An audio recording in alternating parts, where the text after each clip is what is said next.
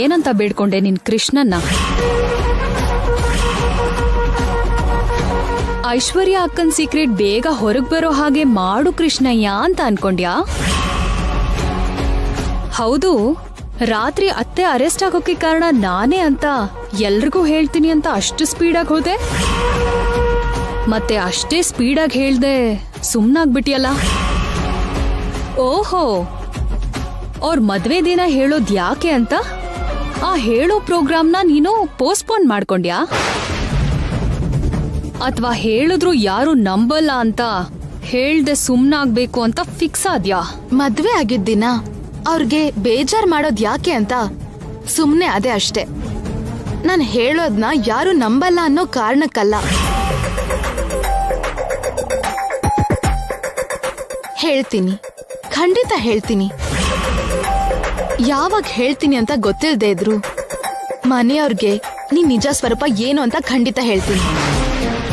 ಇವತ್ ಹೇಳ್ತೀನೋ, ನಾಳೆ ಹೇಳ್ತೀನೋ, ನಾಡಿದ್ ಹೇಳ್ತೀನೋ ಅಂತ ಹೇಳೋಕಾಗ್ದೇ ಇದ್ರೆ ಹೊರತು ನಿನ್ ಮೋಸ ಕುತಂತ್ರದ ಬಗ್ಗೆ, ನಿನ್ ಕೆಟ್ಟ ಯೋಚನೆ, ಕೆಟ್ಟ ಬುದ್ಧಿ ಬಗ್ಗೆ ಖಂಡಿತವಾಗ್ಲೂ ಮನೆಯವ್ರಿಗೆ ಹೇಳ್ತೀನಿ. ಯಾವಾಗ ಹೇಳ್ತಾಳೋ ಏನೋ, ಹೇಗ್ ಹೇಳ್ತಾಳೋ ಏನೋ ಅಂತ ಕ್ಷಣ ಕ್ಷಣ ನೀನು ಭಯದಲ್ಲಿ ಒದ್ದಾಡ್ತಾ ಇರ್ಬೇಕು. ಮನೆಯವ್ರು ಕೊಡೋ ಶಿಕ್ಷೆನ ಅನುಭವಿಸೋಕೆ ರೆಡಿಯಾಗಿರು.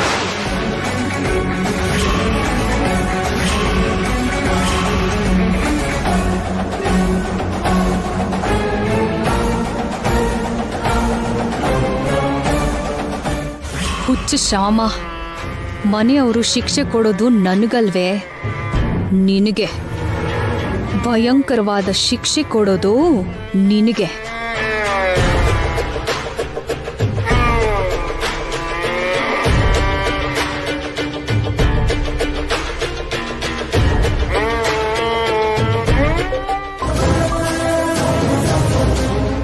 ಹಲೋ. Hello madam. ನಿನ್ ಹತ್ರ ಒಂದು ಮುಖ್ಯವಾದ ಕೆಲಸ ಇದೆ. ಹೇಳಿ ಮೇಡಮ್.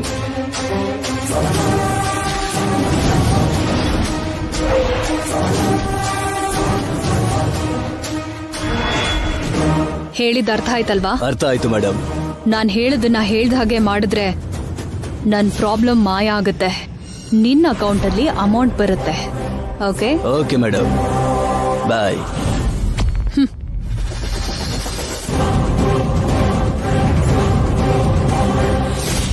ಶ್ಯಾಮ, ನಿನ್ ಜೀವನದಲ್ಲೇ ವರ್ಮಾ ಅವ್ರ ಸೊಸೆ ಆಗಿ ಅಖಿಲ್ಗೆ ಹೆಂಡತಿ ಆಗಿ ಇವತ್ತೇ ನಿನಗೆ ಕೊನೆ ದಿನ ಆಗುತ್ತೆ. ನೋಡ್ತಾ ಇರು. ದೇವಸ್ಥಾನಕ್ಕೆ ಹೋಗ್ತಿದೀವಲ್ವಾ, ಈ ಗಡ್ಡ ತೆಗ್ದು ಸ್ವಲ್ಪ ಡ್ರೀಮ್ ಬಾಯ್ ತರ ರೆಡಿ ಆಗ್ಬೋದಾ? ನೋಡೋಣ.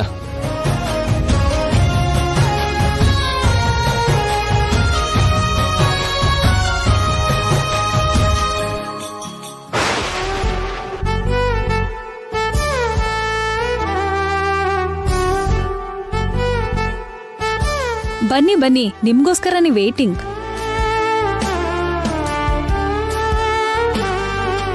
Thank you Akhil, thank you so much. ನನಗ್ಯಾಕೆ ಥ್ಯಾಂಕ್ಸ್ ಹೇಳ್ತಿದ್ದೀರಾ ಅದಕ್ಕೆ? ಯಾಕ? ನಾವೆಲ್ಲ ಟೆನ್ಷನ್ ಅಲ್ಲಿದ್ದು ಮರ್ತ್ ಹೋಗಿದ್ದೀವ್ರ ಮ್ಯಾರೇಜ್ ಡೇನ ನೀನ್ ನೆನ್ಪಿಟ್ಕೊಂಡು ರಾತ್ರಿ ಅವ್ರ ಜೊತೆಗೆ ನಮ್ಗೂ ಕೂಡ ಸರ್ಪ್ರೈಸ್ ಮಾಡಿದ್ಯಲ್ಲ, ಅದಕ್ಕೆ.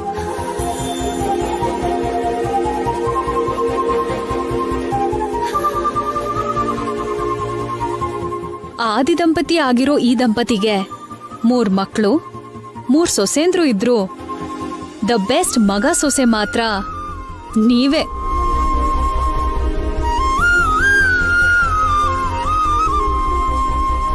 ಭಾವ, ನೀವು ಮತ್ತೆ ನಿಮ್ ದೊಡ್ಡಮ್ಮ ಫೇಲ್ ಆದ್ರೂ ಸರಿ, ನಾನೊಂದ್ ಮಾತು ಹೇಳ್ತೀನಿ.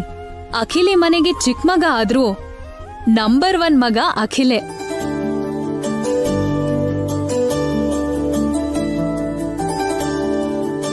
ನಂಬರ್ 1 ಮಗ ಅಖಿಲ್ ಆದ್ಮೇಲೆ ನಂಬರ್ 1 ಸೊಸೆ ಶ್ಯಾಮನೇ ಆಗ್ತಾಳಲ್ವಾ? 100% ಶ್ಯಾಮಾನೇ ನಂಬರ್ 1 ಸೊಸೆ. ನೀನೇನಂತೀಯ ಅಕ್ಕ? ನೀನ್ ಹೇಳಿದ್ದು 100% ಕರೆಕ್ಟ್ ಅಂತ ಹೇಳ್ತೀನಿ. ಏನ್ ಇವಳು ಈ ರೇಂಜ್ಗೆ ಹೊಗಳ್ತಿದ್ದಾಳೆ? ನನಗೇನಾದ್ರೂ ಮಾಡೋ ಪ್ಲಾನ್ ಇರ್ಬೋದಾ? ಯಾವ್ದಕ್ಕೂ ಒಳ್ಳೇದು, ಸ್ವಲ್ಪ ಹುಷಾರಾಗಿರ್ಬೇಕು. ಎಲ್ಲಿದ್ಯಾ? On the way madam. Powder ತರ್ತಿದ್ಯಾ ಅಲ್ವಾ? ತರ್ತಿದ್ದೀನಿ ಮೇಡಮ್. ಆ ಪೌಡರ್ ಹೊಟ್ಟೆಗೆ ಹೋದ್ರೆ ಗ್ಯಾರಂಟಿ ಆಗಿ ಆರ್ಗನ್ಸ್ ಎಲ್ಲ ಒಂದಾದ್ಮೇಲೆ ಒಂದು ಫೇಲ್ ಆಗುತ್ತಲ್ವಾ? ಗ್ಯಾರಂಟಿ ಫೇಲ್ ಆಗುತ್ತೆ ಮೇಡಮ್. ಪೋಸ್ಟ್ ಮಾರ್ಟಮ್ ರಿಪೋರ್ಟ್ ಅಲ್ಲೂ ಕೂಡ ಯಾವ ಕಾರಣಕ್ಕಾಗಿ ಆರ್ಗನ್ಸ್ ಫೇಲ್ ಆಯ್ತು ಅಂತ ಹೇಳೋದಿಕ್ಕಾಗೋದಿಲ್ಲ ಮೇಡಮ್. Good, very good. ನೀವೆಲ್ಲಿದ್ದೀರಾ ಮೇಡಮ್? ನಾನು ಆಲ್ರೆಡಿ ದೇವಸ್ಥಾನಕ್ಕೆ ಬಂದಿದ್ದೀನಿ. ನಾನು ಸ್ವಲ್ಪ ಹೊತ್ತಿಗೆ ಬಂದ್ಬಿಡ್ತಿದ್ದೀನಿ ಮೇಡಮ್. ಓಕೆ, ಇಲ್ಲಿ ಬಂದ್ಮೇಲೆ ಹುಷಾರು. ನನ್ನ ಫ್ಯಾಮಿಲಿ ಮೆಂಬರ್ಸ್ ಎಲ್ಲ ಇಲ್ಲೇ ಇದ್ದಾರೆ. ಇಲ್ಲಿ ಯಾರ ಕಣ್ಗೂ ಬೀಳ್ದೆ ನೀನ್ ನನಗೆ ಆ ಪೌಡರ್ ಕೊಡ್ಬೇಕು. ಓಕೆ? Okay madam. ಇಲ್ಲಿ ನನ್ನ ಕೆಲಸ ಪೂರ್ತಿ ಆದ್ಮೇಲೆ ಅಲ್ಲಿ ನಿನ್ನ ಅಕೌಂಟ್ಗೆ ದುಡ್ಡು ಬರುತ್ತೆ. ಓಕೆ?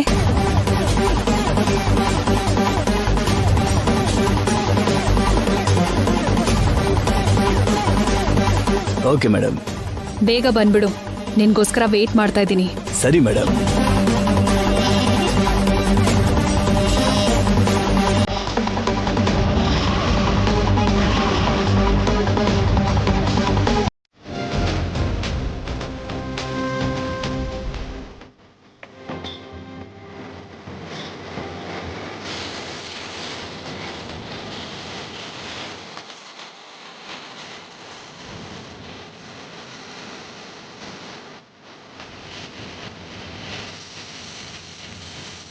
ಪುರೋಹಿತ್ರೆ, ಇವತ್ತು ನಮ್ಮ ಅತ್ತೆ ಮಾವನ್ ಮದ್ವೆ ದಿನ.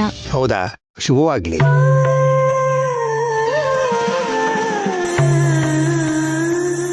ಪುರೋಹಿತ್ರೆ, ನಾನು ಅನ್ಕೊಂಡ್ ಹಾಗೆ ಆದ್ರೆ ಸ್ವಾಮಿಗೆ ಮಹಾನ್ಯಾಸ ಪೂರ್ವಕ ಏಕಾದಶ ರುದ್ರಾಭಿಷೇಕ ಮಾಡಿಸ್ತೀನಿ ಅಂತ ಬೇಡ್ಕೊಂಡಿದ್ದೆ.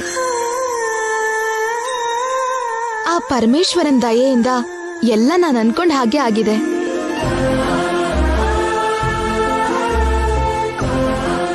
ದೇವ್ರಿಗೆ ಹರಕೆ ತೀರ್ಸೋಣ ಅಂತ ಬಂದ್ವಿ. ಹಾಗೆ ಆಗ್ಲಮ್ಮ. ಓಂ ಶ್ರೀಮನ್ಮಹಾಗಣಾಧಿಪತೇ ನಮಃ. ಮಹಾಲಕ್ಷ್ಮೀ ದೇವತಾಭ್ಯೋ ನಮಃ. ಓಂ ಶಿವಾಯ ನಮಃ. ಓಂ ಪರಮೇಶ್ವರಾಯ ನಮಃ. ಓಂ ಗುರುಭ್ಯೋ ನಮಃ. ಓಂ ಲಕ್ಷ್ಮೀನಾರಾಯಣಾಯ ನಮಃ. ಓಂ ನೀಲಕಂಠಾಯ ನಮಃ. ಓಂ ಜಟಾಧರಾಯ ನಮಃ. ಓಂ ಹಸ್ಯಗ್ರೀವಾಯ ನಮಃ. ಓಂ ದಾಮೋದರಾಯ ನಮಃ. ಓಂ ಸಂಘರ್ಷಣಾಯ ನಮಃ. ಓಂ ಶಕ್ತಿರೂಪಿಣೇ ನಮಃ. ಓಂ ಮಹಾಶಿವಾಯ ನಮಃ. ಓಂ ಲಯಕಾರಕಾಯ ನಮಃ. ಓಂ ಸ್ಥಿತಿಕಂಠಾಯ ನಮಃ. ಯಾಕದ್ಕೆ ಕಟ್ ಮಾಡ್ತಾ ಇದ್ದೀರಾ? ಹೊರಗಡೆ ಹೋಗಿ ಮಾತಾಡಿ. ಪರವಾಗಿಲ್ಲ. ನಿನ್ ಫ್ರೆಂಡ್ ಫೋನ್ ಮಾಡಿರ್ಬೇಕು, ಹೋಗಿ ಮಾತಾಡಕ್ಕ. ಅದೇ ನಿನ್ ಫ್ರೆಂಡ್ ಗೀತಾ, ಅವ್ರು ಫೋನ್ ಮಾಡಿದ್ರೇನೋ, ಹೋಗಿ ಮಾತಾಡ್ಬೋದಲ್ಲ. ಅವಳಲ್ಲ ಫೋನ್ ಮಾಡಿದ್ದು. ಅಭಿಷೇಕ ಆಗೋವರೆಗೂ ಯಾರ ಫೋನು ರಿಸೀವ್ ಮಾಡಲ್ಲ ನಾನು. ಓಂ ರಾಜಾಧಿರಾಜಾಯ ಪ್ರಸಹ್ಯಸಾಹಿನೇ ನಮೋ ವಯಂ ವೈ ಶ್ರವಣಾಯ ಕುರ್ಮಹೇ ಸಮೇ ಕಾಮಾಂ ಕಾಮಕಾಮಾಯ ಮಹ್ಯಂ ಕಾಮೇಶ್ವರೋ ವೈ ಶ್ರವಣೋ ದದಾತು ಕುಬೇರಾಯ ವೈ ಶ್ರವಣಾಯ ಮಹಾರಾಜಾಯ ನಮಃ. ಹರಿ ಓಂ ಪಾರ್ವತಿ ಪರಮೇಶ್ವರಾಯ ನಮೋ ನಮಃ.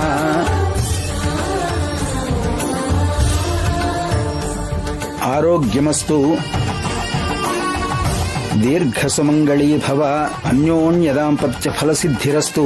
ಮನೋವಾಂಛಾ ಫಲಸಿದ್ಧಿರಸ್ತು. ಸರಸ್ವತಿ ಕಟಾಕ್ಷ ಪ್ರಾಪ್ತಿರಸ್ತು. ಆರೋಗ್ಯಮಸ್ತು. ವರ್ಮಾ ಅವರೇ, ನೀವು ದಂಪತಿಗಳು ಇಬ್ಬರು ಹಾರ ಬದಲಾಯಿಸ್ಕೊಳ್ಳಿ.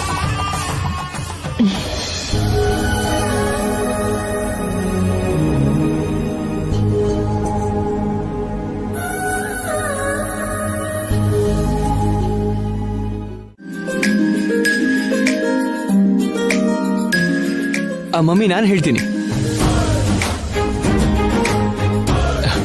ಶ್ಯಾಮ, ನನ್ನ ಕಾಲ್ ಮೇಲೆ ಕೂತ್ಕೋ.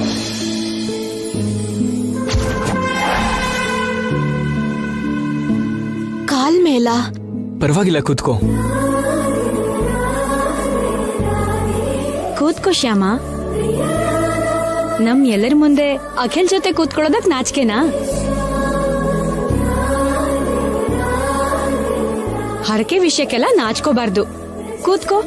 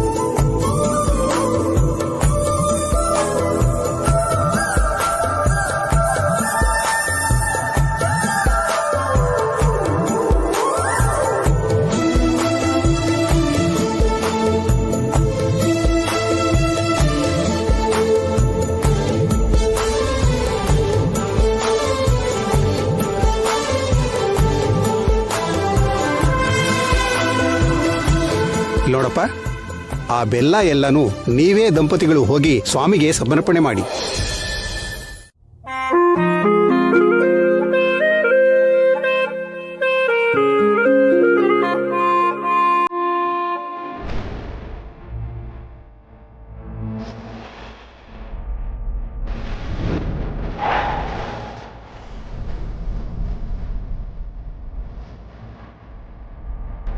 ಶ್ಯಾಮ, ಪ್ರಸಾದ ನಾನ್ ಹಾಕ್ತೀನಿ, ನೀನ್ ಹೋಗಿ ಎಲ್ಲಾರ್ಗೂ ಕೊಟ್ಬಾ.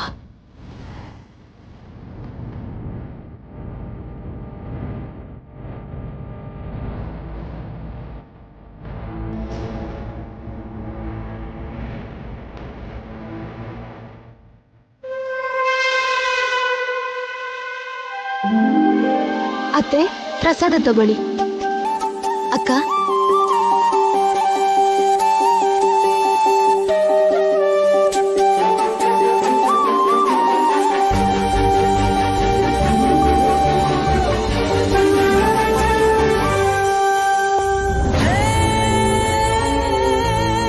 ಒಟ್ಟು 7 ಜನ ಇದೀವಿ. ಪ್ರಸಾದ ಇಬ್ಬರಿಗಾಯ್ತು. ಇನ್ನು 3 ಜನ ಕಳ್ಸಿದ್ರೆ ನಾನು ಶ್ಯಾಮ ಉಳಿತೀವಿ. ಆಗ ಪ್ರಸಾದಕ್ಕೆ ಪೌಡರ್ ಹಾಕಿ ಶ್ಯಾಮಗೆ ಕೊಡ್ಬೋದು.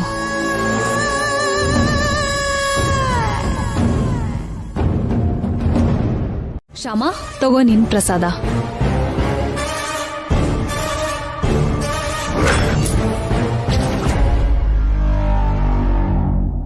ತಾತ, ಹಾ, ನಿಮ್ ಪ್ರಸಾದನು ಕೂಡ ನಾನೇ ತಿಂತೀನಿ.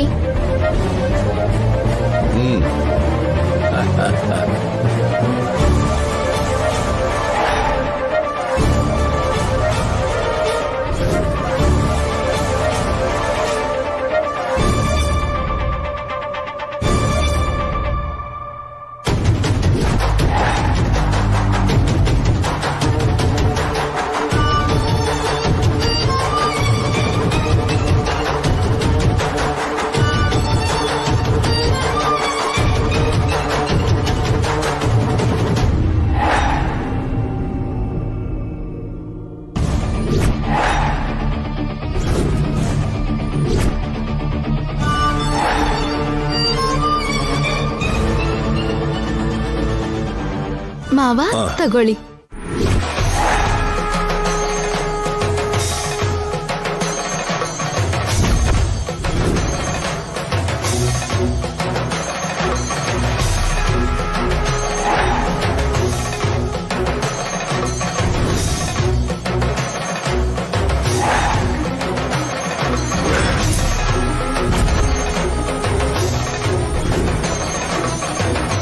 ಆ ಪೌಡರ್ ಹಾಕಿರೋ ಪ್ರಸಾದನ ತಿನ್ಸಿ ಶ್ಯಾಮ ಚಾಪ್ಟರ್ ಕ್ಲೋಸ್ ಮಾಡೋಣ ಅಂದ್ರೆ ಈ ಮುದ್ಕ ತಿಂತಿದ್ದಾನೆ. ಏನ್ ಮಾಡ್ಲಿ ಈಗ?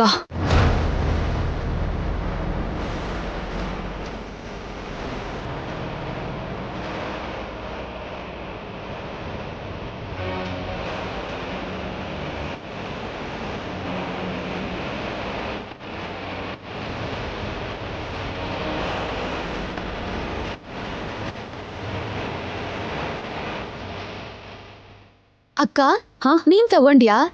ನಾನ್ ತಗೋತೀನಿ. ಎಸ್, ಅನ್ಕೊಂಡಿದ್ ಪ್ಲಾನ್ ಫೇಲ್ ಆದ್ರೂ ಪ್ಲಾನ್ ಬಿ ಸಿಕ್ತು. ಮಾವಂಗೆ ಏಜ್ ಆಗಿದೆ, ಬೆಟ್ಟ ಹತ್ತಿದ್ರೆ ಸುಸ್ತಾಗುತ್ತೆ ಅಂತ ಹತ್ತೋದ್ ಬೇಡ ಅಂತ ಅತ್ತೆನೇ ಹೇಳಿದ್ದಾರೆ ಅವ್ರಿಗೆ. ಈಗ ಬೆಟ್ಟ ಹತ್ತೋ ಹಾಗೆ ಮಾಡಿ ಶ್ಯಾಮನೆ ಕರ್ಕೊಂಡು ಹೋದ್ಲು ಅಂತ ಶ್ಯಾಮನ ಸಿಕ್ಕಾಕ್ಸ್ತೀನಿ.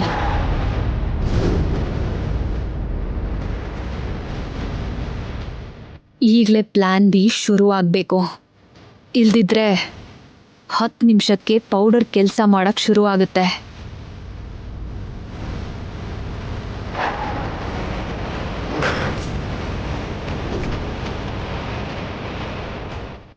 BP ಹೆಚ್ಚಾಗುತ್ತೆ, ಪ್ರಜ್ಞೆ ತಪ್ತಾರೆ. ಬೇಗ ಕೆಲಸ ಬೇಗ ಆಗಬೇಕು. ಟ್ರೀಟ್ಮೆಂಟ್ ನಡೀತಾ ಇದೆ. ಅವ್ರಿಗೆ ಪ್ರಜ್ಞೆ ಬಂತ ಡಾಕ್ಟರ್? ಇಲ್ಲಮ್ಮ, ಇನ್ನೂ ಪ್ರಜ್ಞೆ ಬಂದಿಲ್ಲ.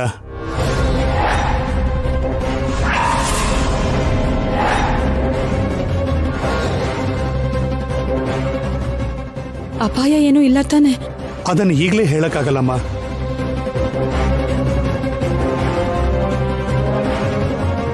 ಅವ್ರಿಗೆ ತುಂಬಾ ಬ್ಲಡ್ ಲಾಸ್ ಆಗಿದೆ. ಇಮಿಡಿಯೇಟ್ ಆಗಿ ಬ್ಲಡ್ ಕೊಡಬೇಕು.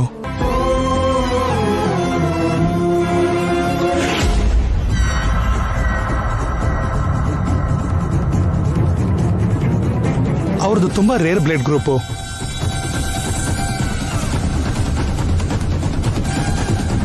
ಇಲ್ಲಿ ಹತ್ರದಲ್ಲಿರೋ ಯಾವ ಬ್ಲಡ್ ಬ್ಯಾಂಕ್ ಅಲ್ಲೂ ಆ ಬ್ಲಡ್ ಗ್ರೂಪು ಸಿಗ್ತಾ ಇಲ್ಲ.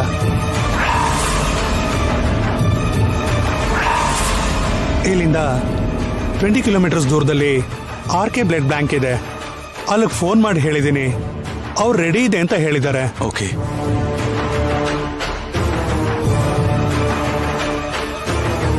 ಈ ತಗೊಳ್ಳಿ, ಈ ಲೆಟರ್ನ ತೋರಿಸಿ, ಅವ್ರು ಬ್ಲಡ್ ಕೊಡ್ತಾರೆ. ಓಕೆ ಡಾಕ್ಟರ್, ನಾನು ಇವಾಗಲೇ ತಗೊಂಡ್ಬರ್ತೀನಿ. Okay mummy. ಈಗಲೇ ಈ ಟ್ಯಾಬ್ಲೆಟ್ಸು ಇಂಜೆಕ್ಷನ್ ತಗೊಂಡ್ ಬನ್ನಿ. ಆಯ್ತು ಡಾಕ್ಟರ್. ಅರುಣ್ ಬಾ. ಹಾ ಬಂದೆ ಅಣ್ಣ. ನೀ ಇಲ್ಲೇ ಇರೋ.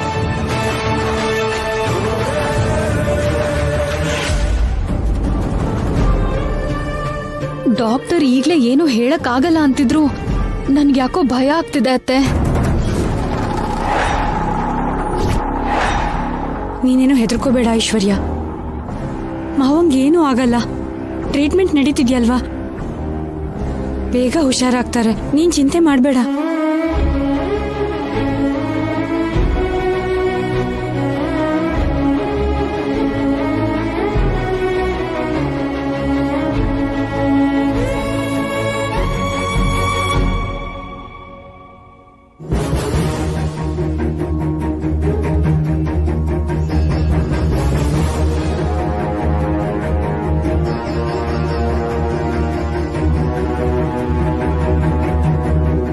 ದೇವ್ರೆ,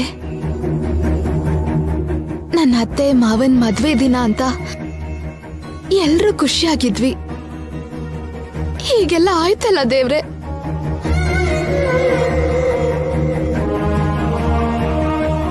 ಭಕ್ತಿ ಶ್ರದ್ಧೆಯಿಂದ ಹರಕೆ ತೀರ್ಸೋಕೆ ದೇವಸ್ಥಾನಕ್ಕೆ ಹೋದ್ರೆ ಈ ರೀತಿ ಪರಿಸ್ಥಿತಿ ಬಂತಲ್ಲ ದೇವ್ರೆ. ನಮ್ ಭಕ್ತಿ ಪರೀಕ್ಷೆ ಮಾಡೋಕೆ ನೀವ್ ನಮ್ಮನ್ನ ಹೀಗ್ ಪರೀಕ್ಷೆ ಮಾಡಿದ್ರೆ ಹೇಗ್ ದೇವ್ರೆ? ಬೆಟ್ಟದ ಮೇಲೆ ಹೋಗಿ ದೇವ್ರ ದರ್ಶನ ಮಾಡಬೇಕು ಅಂತ ನಮ್ಮ ಮಾವ ಅನ್ಕೊಂಡಿ. ದಯವಿಟ್ಟು ನಮ್ಮನ್ನ ಅನಾಥರಾಗಿ ಮಾಡ್ಬೇಡಿ ದೇವ್ರೆ.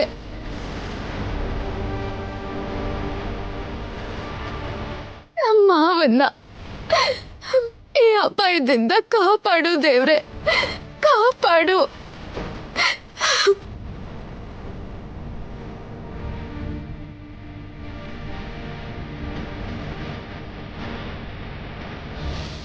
ಮಮ್ಮಿ ಮಮ್ಮಿ ನನ್ಗೆ ಹಸುವಾಗ್ತಿದೆ ಮಮ್ಮಿ. ಒಂದ್ ಅರ್ಧ ಗಂಟೆ ಇರು ಪುಟ್ಟ, ಮನೆಗೆ ಹೋಗ್ತೀವಲ್ಲ. ನನ್ಗೆ ತುಂಬಾ ಹಸುವಾಗ್ತಿದೆ, ನನ್ಗೆ ಈಗ್ಲೇ ಬೇಕು. ಮಗು ಹಸು ಅಂತಿದ್ದಾನಲ್ಲಕ್ಕ, ಹೋಟೆಲ್ಗೆ ಹೋಗಿ ಏನಾದ್ರೂ ತಿನ್ಸ್ಕೊಂಡ್ ಬಾ. ಪರವಾಗಿಲ್ಲ ಬಿಡು ಐಶ್ವರ್ಯ, ಮಾವನ್ ಕಂಡೀಷನ್ ಏನು ಗೊತ್ತಾದ್ಮೇಲೆನೆ ಹೋಗ್ತೀವಿ. ಅದ್ ಗೊತ್ತಾಗೋದಕ್ಕೆ ಲೇಟ್ ಆಗುತ್ತಲ್ವಾ ಅಕ್ಕ? ಅಷ್ಟ್ರಲ್ಲಿ ಹೋಟೆಲ್ಗೆ ಹೋಗ್ ಬಂದ್ಬಿಡು. ಹೌದು ವೈದೇಹಿ, ಪಾಪ ಅವನು ಹಸು ಅಂತಿದ್ದಾನಲ್ಲ, ಕರ್ಕೊಂಡು ಹೋಗಿ ಏನಾದ್ರೂ ತಿನ್ಸು. ಸರಿ ಅತ್ತೆ. ಬಾರೋ.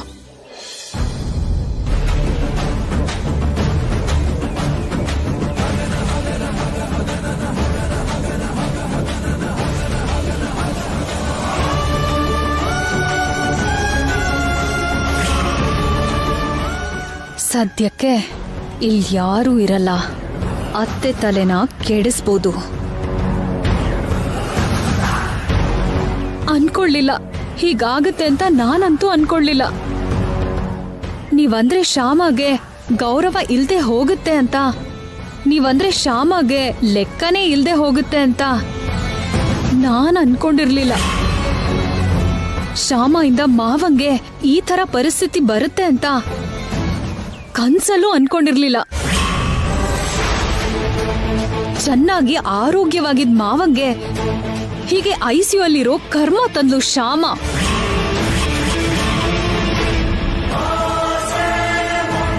ಮಾವನ್ ಆರೋಗ್ಯ ಪರಿಸ್ಥಿತಿ ಶ್ಯಾಮಂಗ್ ಗೊತ್ತಿತ್ತು. ಅವರು ಬೆಟ್ಟ ಗುಡ್ಡ ಹತ್ಬಾರ್ದು ಅಂತ ಕೂಡ ಗೊತ್ತು. ಅಂತ ಮನುಷ್ಯನ ಬೆಟ್ಟ ಹೇಗ್ ಹತ್ತದ್ಲು ಅಂತ ನನಗ್ ಚೂರು ಅರ್ಥ ಆಗ್ತಿಲ್ಲ ಅತ್ತೆ.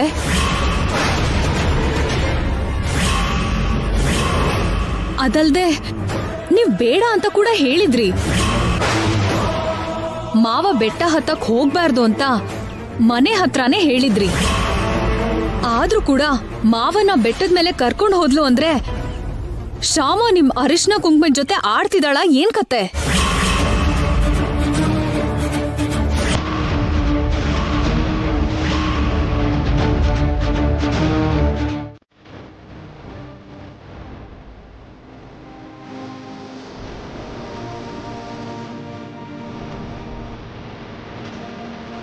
ಮೇಡಮ್, ಜಾಸ್ತಿ ಹೊತ್ತಿಲ್ಲಿ ಇರಬಾರ್ದು, ಹೊರಗಡೆ ಹೋಗಿ. ಸರಿ ಸಿಸ್ಟರ್. ಓಕೆ.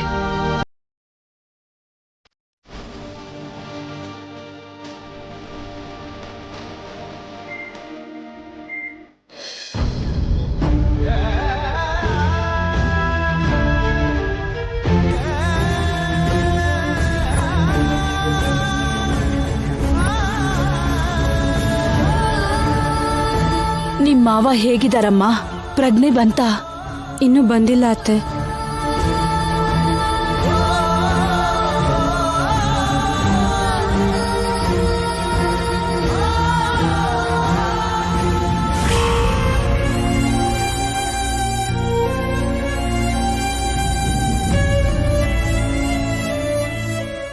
ಮೇಡಮ್, ಬ್ಲಡ್ ತಗೊಂಡ್ ಬಂದ್ರಾ? ಅವ್ರಿನ್ನೂ ಬಂದಿಲ್ಲ ಡಾಕ್ಟರ್. ಬೇಗ ತಗೊಂಡ್ ಬರೋದಕ್ಕೆ ಹೇಳಿ ಮೇಡಮ್, ಅರ್ಜೆಂಟ್. ಹಾ ಸರಿ.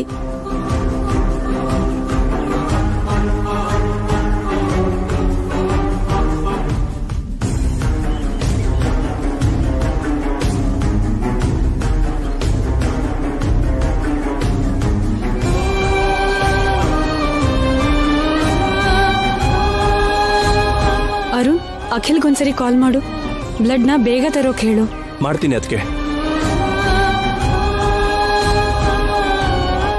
ಹಲೋ ಅಖಿಲ್, ಬ್ಲಡ್ ತಗೊಂಡು ಆದಷ್ಟು ಬೇಗ ಬಾ. ನಿನಗೋಸ್ಕರನೇ ವೇಟಿಂಗ್. ಹಾ ಹಾ, ಆನ್ ದ ವೇ ಅಂತೆ. 5 ಮಿನಿಟ್ಸಲ್ಲಿ ಬರ್ತಾನೆ. ಹಾ.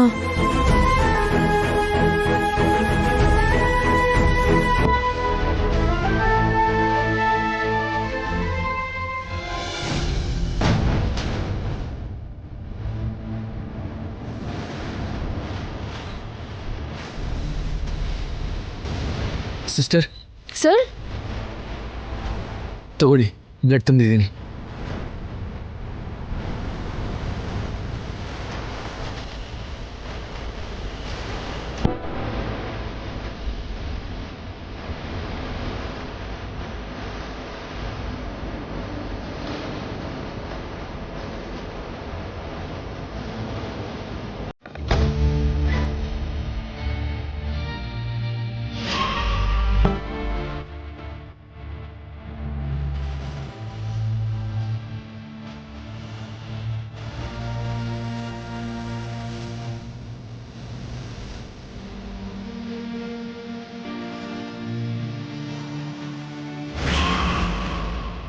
ಏನ್ ಕೃಷ್ಣ ಇದು? ಯಾಕೆ ಹೀಗ್ ಮಾಡಿದೆ? ಅತ್ತೆ ಮುಂದೆ ನನ್ನ ಯಾಕೆ ಅಪರಾಧಿ ಮಾಡಿದೆ? ನಾನ್ ಮಾವನ್ಗೇನಾದ್ರೂ ಕೆಟ್ಟದ್ದಾಗ್ಲಿ ಅಂತ ಯೋಚಿಸ್ತೀನ? ನಾನು ಅತ್ತೆ ಅರ್ಶಿನ ಕುಂಕುಮ ಜೊತೆ ಆಡ್ತೀನ? ಅವರಿಬ್ರು ಯಾವಾಗ್ಲೂ ಚೆನ್ನಾಗಿರ್ಲಿ ಅಂತ ಅಲ್ವಾ ಬಯಸೋದ್ ನಾನು. ಆದ್ರೆ ಯಾಕೆ ಅವ್ರಿಗೆ ಈ ರೀತಿ ಅಭಿಪ್ರಾಯ ಹುಟ್ಟಿಸ್ದೆ? ನಿಜಾನೇ, ಅತ್ತೆ ಹೀಗೆ ಯಾರು ಏನ್ ಹೇಳಿದ್ರು ಅದನ್ನ ನಂಬ್ತಾರೆ.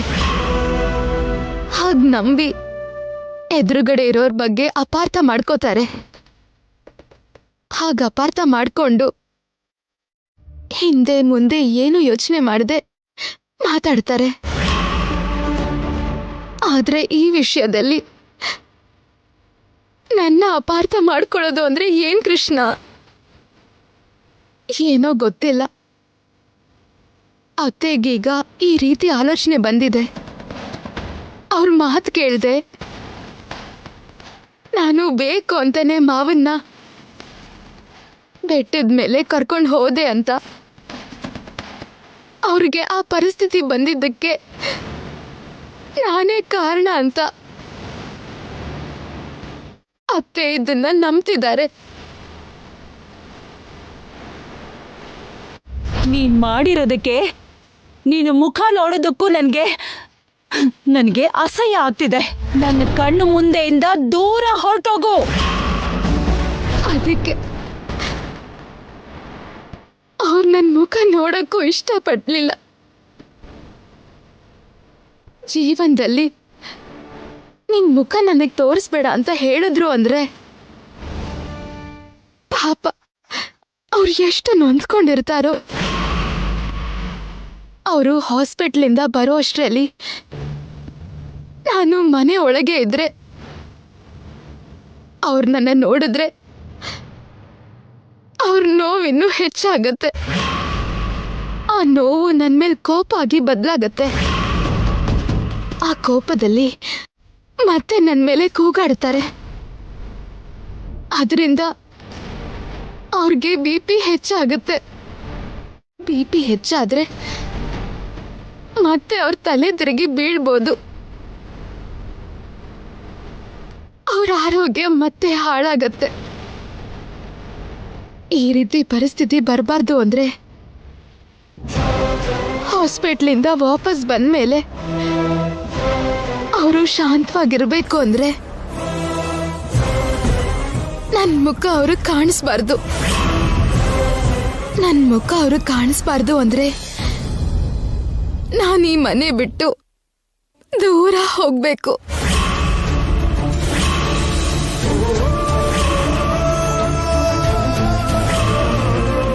ಈ ಮನೆಯಿಂದ, ಈ ಮನೇಲಿರೋ ಜನರಿಂದ ತುಂಬಾ ದೂರ ಹೋಗ್ಬೇಕು. ಯಾರಿಗೂ ಕಾಣಿಸ್ತಿರೋಷ್ಟು ದೂರ ಹೋಗ್ಬೇಕು. ನಿನ್ನ ಆಶೀರ್ವಾದ ಶ್ರೀರಾಮ ರಕ್ಷೆ ಅನ್ಕೊಂಡು ಯಾರಿಗೂ ಕಾಣ್ದಿರೋ ಹಾಗೆ ಹೋಗ್ತೀನಿ, ಹೊರಟು ಹೋಗ್ತೀನಿ.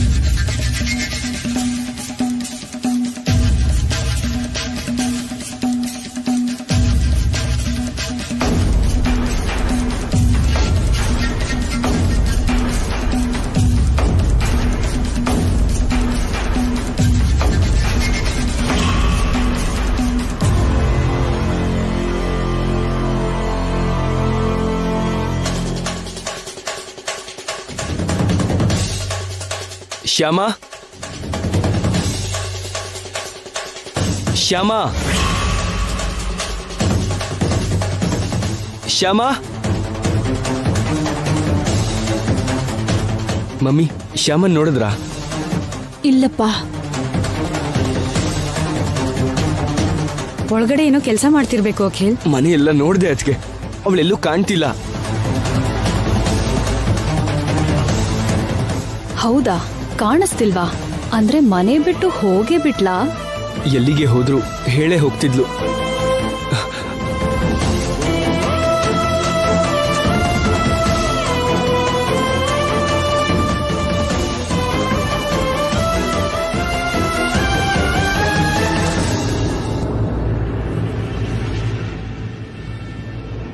ಫೋನ್ ಕೂಡ ಸ್ವಿಚ್ ಆಫ್ ಆಗಿದೆ. ಯಾರಿಗೂ ಹೇಳ್ದಂಗೆ ಎಲ್ಲಿಗೆ ಹೋಗಿರ್ತಾಳೆ?